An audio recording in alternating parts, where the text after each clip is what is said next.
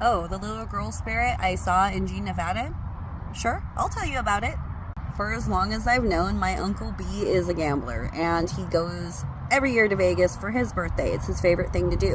He's always told me since I was a little kid, as soon as you turn 21, I will take you gambling. Like, we will go to Vegas, and we will do Vegas right.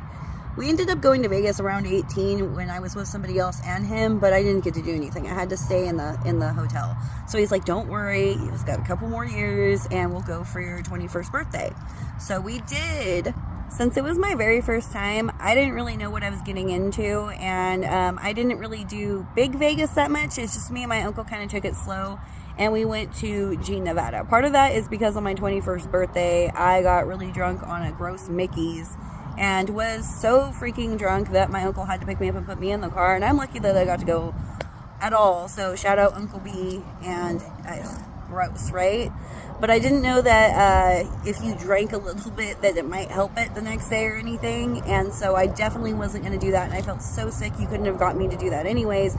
So the first day, I basically am not doing anything. I'm just keeping it light, keeping it simple. We get back to the hotel that night, and my uncle had gotten 2 beds, and then there's a living room situation, and that has a TV, and there's a couch, and there's like a little kitchenette sink area, and then there is the 2 bedrooms, and then there are the 2 beds, and then there is a little bathroom area. Uncle was a little bit disappointed that I had wasted all of my very first drinking energy with stupid friends, and I drank a Mickey's instead of having a nice cocktail or something. But he's like, whatever, he's gonna have a beer before bed, and he wanted to talk. So we were sitting there, we had the TV on, and he's standing in front of me, and I'm kind of sitting on the arm of the couch, and I'm talking to him. And over here on this side is the kitchenette, and as I'm talking to my uncle, I keep seeing out of my peripheral a little girl, and she's got brown red hair, freaking brown red eyes, this brownish dress on with the white ruffle and little flowers all over it, little red flowers all over it, and it almost had a polka dotty effect to it. And she's standing right over here, and as my uncle's talking to me from up here, I keep looking over there, and I go back to talk to him, and then I go and I look over there because she's there again, and I go to talk to him. Finally, my uncle says, stop looking over there. There's no one over there. Excuse me, Uncle? There's no one over there? That's a choice of words. Why couldn't you have said there's nothing over there? Why did you have to go ahead and say there's no one over there? What's up with that? I've known since I was little that my uncle was like me, or that I was like my uncle. But he didn't tell me until I was a lot older what it was that we had in common. One of my first things that I had been able to do was tell when people were going to pass, and that was one of his first things that he was able to do. But he did not like that gift whatsoever.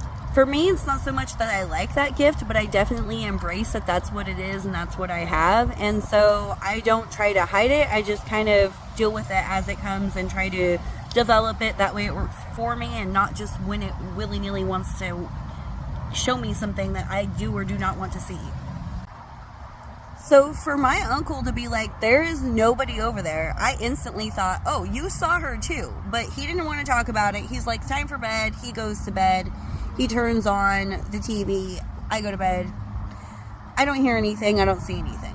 Fast forward the next night. The next night we go to a comedy show. I had a great time. We gambled a little bit. I had a strawberry daiquiri. I did not get drunk, but I did have a good time.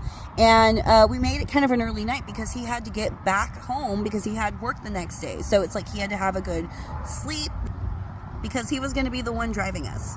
So I have pent up energy because I barely got to party because I was so hungover the first day, and now I have a little bit of alcohol in my system, so I don't necessarily want to go to bed. So I turn on the TV and I actually start watching a really cute video about a grandmother and a grandson, but it's not really her grandson. It was a mistaken thing, but he doesn't want to tell her he's not her grandson. I don't know. It was really cute. And my uncle, he passes out, and my uncle sleeps like a rock. Literally anything could happen around him, he's not going to know about it. So I'm watching TV. Finally, I start to get sleepy. I turn off the TV. I go lay down. I go to bed.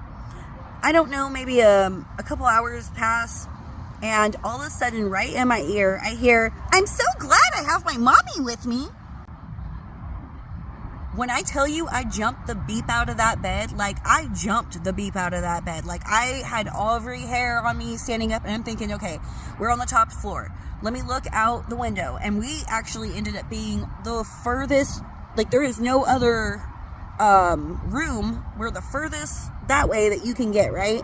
So I'm looking out this way. I'm like, is anybody outside? Nobody's outside that I can see. And my heart is racing. It's pounding out of my chest like a little rabbit, because I am barely 21. I am not developed in my skills the way I am today, you know?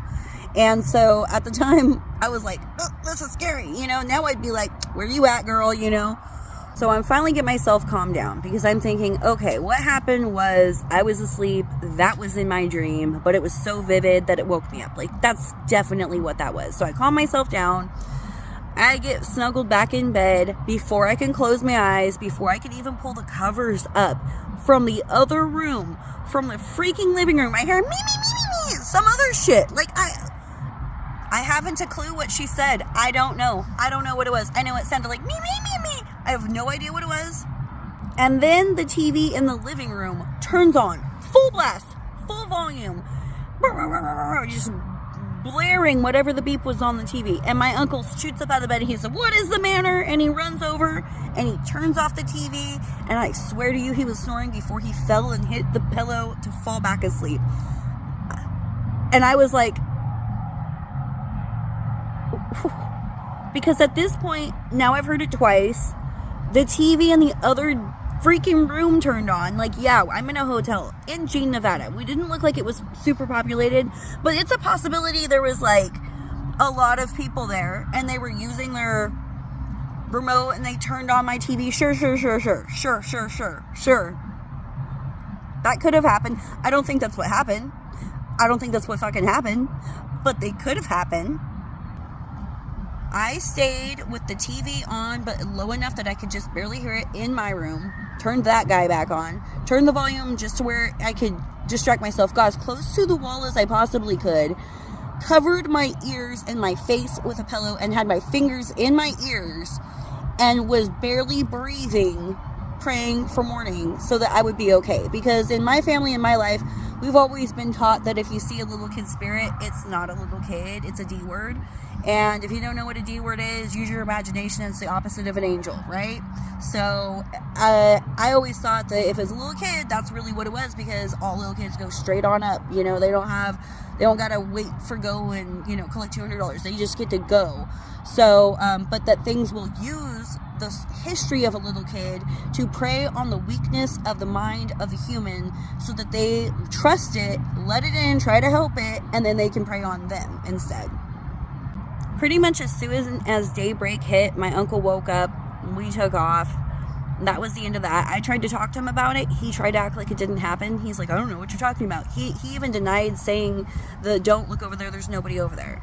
Now that I'm older, and I am like way older than then, he'll talk to me about stuff, but he realized that I can handle it, versus he didn't know what level of scared I was going to be about the things around us.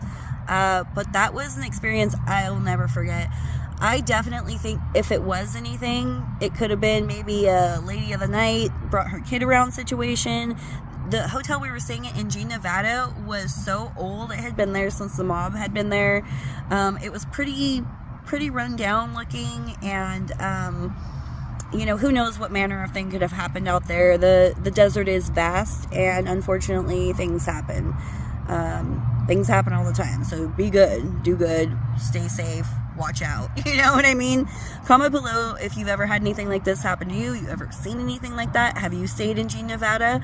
Or like, what other stories do you guys want to hear also? I've got a lot, and if you want to vote on them, all that voting is going on. You have to click my stories either on Facebook or on Instagram, and you can vote. So see you there.